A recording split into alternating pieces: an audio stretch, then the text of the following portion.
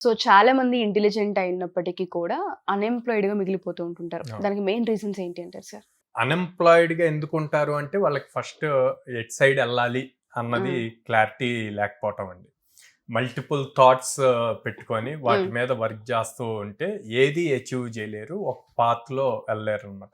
Guidance అన్నది ప్రాపర్‌గా అందదు. లేకపోవటం వల్ల ఎక్కువ అన్‌ఎంప్లాయ్‌మెంట్‌లో మిగిలిపోతారు. మనకి చూస్తే ఒక ఇయర్‌లో దాదాపు 12,00,000 స్టూడెంట్స్ పాస్ అవుట్ అవుతున్నారు. బోత్ ఏపీ అండ్ తెలంగాణ అవును. కలిపి engineering and degree. Okay. Okay. అందరూ ఒకే దాని మీద టార్గెట్ చేస్తారు. అయితే ఐటీ సైడ్ వెళ్తారు. లేదు లేదంటే అంటే బ్యాంకింగ్ అవును. సైడ్, గవర్నమెంట్ జాబ్స్ సైడ్ వెళ్తారు.